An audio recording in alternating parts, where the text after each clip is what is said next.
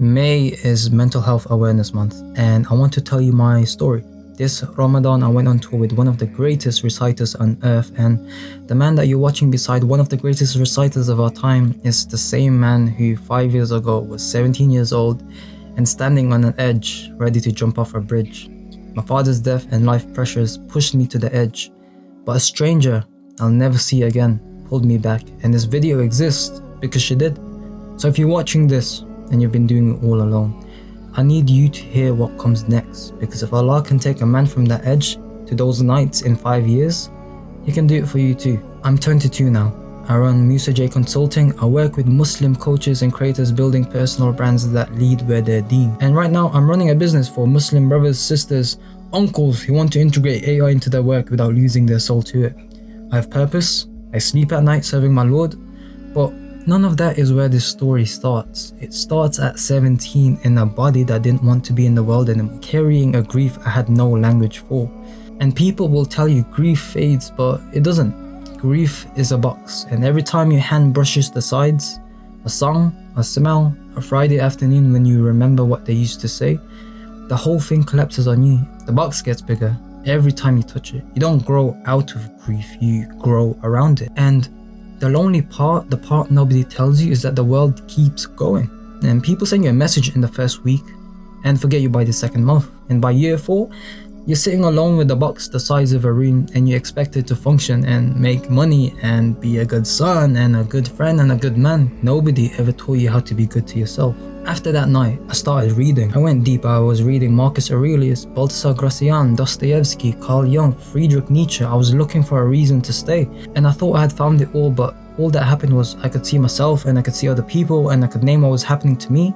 But here's what nobody warned me about. Awareness without purpose leaves you empty. You can become the most aware man in the room and still want to die. You can make good money for your age and still feel like there's nothing under your feet, because awareness is a tool, it's not a destination. What changed me, what actually pulled me out, wasn't another book. And it wasn't even a single verse, it was the piece of prayer. The first time I really prostrated after taking my shahada, knowing that the man on that prayer mat was the same man who had stood on that edge, something settled in me that no philosophy had ever touched.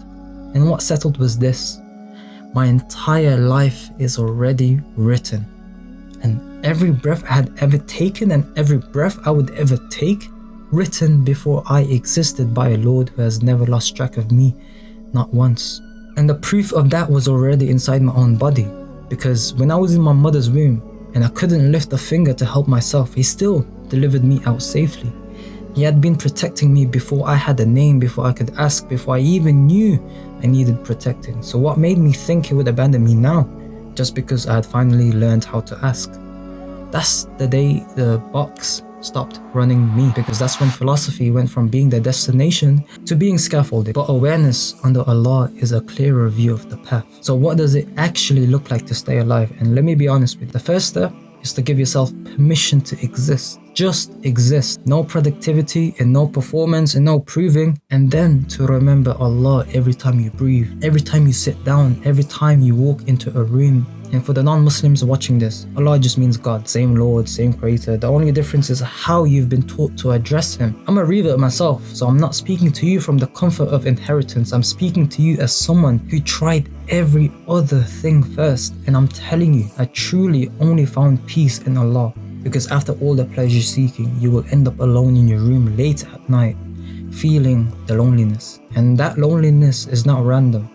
That loneliness is your soul telling you it forgot about Allah. So if you're someone watching this who feels like there's something underneath everything that you can't quite name, leave your past behind. Leave your inherited name and your inherited tradition and your inherited religion, and start seeking the truth for yourself, because that's exactly what I did, and that's when I found God and who He truly was. And even to the Muslims watching this, I'm not talking only to the outsiders, this part is for you too.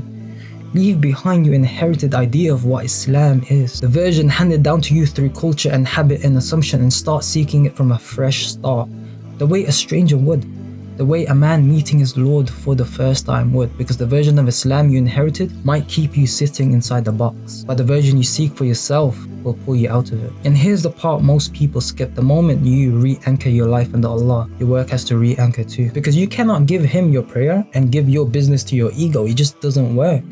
The soul keeps splitting until you bring both under the same Lord. And that's actually the whole reason I built Musa Consulting. Not because I had a flashy offer, not because I wanted to be another guru in the timeline, but because there are too many Muslim brothers and sisters out there grinding alone, building businesses and personal brands and content engines that serve their bank account but starve their soul. And I refuse to leave them there because somebody refused to leave me. And right now, I'm running a business that helps Muslims scale with AI, because the brothers and sisters I work with, the ones doing it all alone, they don't need another mindset. They don't need another funnel hack. They need a system that does the work AI can do, so they can give their hands and their heart to the work only they can do, which is showing up for the Lord and showing up for the people Allah put in their path. That's the actual reason I built any of this, not as a business, as a way to walk other people through the door I had to crawl through alone. So if you take one thing from this video, your work, your business, your goals, the thing you spend 10 hours a day pouring yourself into, it has to serve something bigger than your ego, or it will eat you alive the way it nearly ate me. And that's the practical application. Give yourself permission to exist. Remember Allah every time. Seek Him as if you've never met Him before, and build a life in a business that serves Him before it ever serves you, because that is the only way you'll actually meet Him.